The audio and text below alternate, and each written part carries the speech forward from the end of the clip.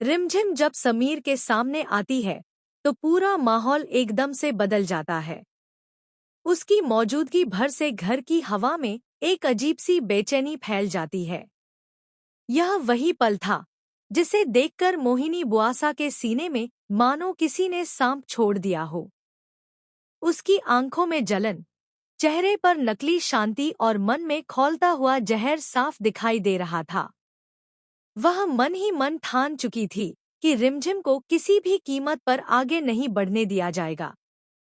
उसे पूरा यकीन था कि आज रिमझिम या तो परीक्षा छोड़ेगी या फिर परिवार की रस्मों के नाम पर अपने सपनों की बलि दे देगी।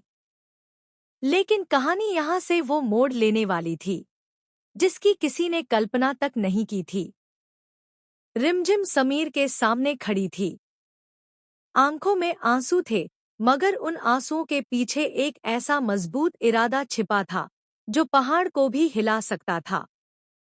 कांपते हुए हाथों से उसने समीर की हथेली पर कुछ कागजात रख दिए। समीर ने जैसे ही उन कागजों को देखा, उसके पैरों तले जमीन खिसक गई। वह तलाक के कागजात थे। रिमझिम की आवाज में दर्द भी था और गुस्सा भी। उसने साफ शब्दों में कह दिया कि अगर इस घर की चारदीवारी में रहकर उसे अपने सपनों, अपनी पढ़ाई और अपने भविष्य की कुर्बानी देनी पड़ी, तो उसे ऐसा रिश्ता मंजूर नहीं। वह अब किसी के दबाव में आकर अपने सपनों का गला नहीं घोंटेगी। उसके हर शब्द समीर के दिल में तीर की तरह चुभ रहा था। समीर को यकीन ही नहीं हो रहा था कि उसकी सीधी सादी, सब कुछ सह लेने वाली पत्नी इतना बड़ा कदम उठा सकती है। वह हक्का बक्का खड़ा उसे देखता रह गया। दरअसल समीर ने अनजाने में रिमझिम को एक ऐसे धर्म संकट में डाल दिया था जहां उसे या तो अपनी जिंदगी की सबसे अहम परीक्षा चुननी थी या फिर परिवार के नाम पर रचे गए उस हवन में बैठना था। लेकिन रिमझिम कोई साधारण लड़की नहीं थी। वह यह बात अच्छी तरह समझ चुकी थी कि यह हवन सिर्फ पूजा नहीं, बल्कि एक सोची समझी साजिश है। एक ऐसी साजिश जिसका मकसद उसे राज्य की महारानी बनने से रोकना था। रिमझिम जानती थी कि अगर वह महारानी नहीं बनी तो इस घर में छिपे उन जहरीले सांपों को कभी बाहर नहीं निकाल पाएगी, जो सालों से इस परिवार को अंदर ही अंदर खोखला कर रहे हैं। जैसे ही समीर तलाक के कागजों को देखता है, उसकी आंखों में डर उतर आता है। उसे लगता है कि उसने रिमझिम को हमेशा के लिए खो दिया है।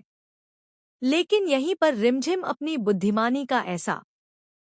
रिमझिम ने जानबूझकर समीर को इस भावनात्मक ड्रामे में उलझाया ताकि घर का पूरा ध्यान उसी पर टिका रहे। और इसी अफरा तफरी के बीच वह चुपचाप घर से निकलती है और अपनी जिंदगी की सबसे अहम परीक्षा देकर लौट आती है। जब वह वापस घर आती है तो माहौल पूरी तरह तनाव से भरा होता है। हर किसी के चेहरे पर डर, गुस्सा और बेचैनी साफ नजर आ रही होती है। लेकिन रिमझिम के चेहरे पर एक अलग ही चमक थी, एक विजयी मुस्कान। वह सबके सामने खड़े होकर बड़े सुकून से यह राज खोलती है कि जिन कागजों को देखकर सबकी सांसें अटक गई थी, वे असल में कोरे कागज थे, नकली। उसने यह पूरा नाटक सिर्फ इसलिए रचा था ताकि वह अपनी परीक्षा भी दे सके और अब पूरे सम्मान के साथ पूजा में भी बैठ सके। रिमझिम का यह मास्टर स्ट्रोक देखकर मोहिनी बुआसा का चेहरा सफेद पड़ जाता है। उन्हें पूरा भरोसा था कि इस बार रिमझिम का खेल खत्म हो जाएगा। लेकिन रिमझिम तो उनसे 4 कदम आगे निकल चुकी थी। अब असली खेल शुरू होने वाला था। रिमझिम ने साफ कर दिया था कि वह अब चुप बैठने वालों में से नहीं है। आने वाले दिनों में कहानी उस मोड़ पर पहुंचने वाली थी जहां हर राज पर से पर्दा उठने वाला था।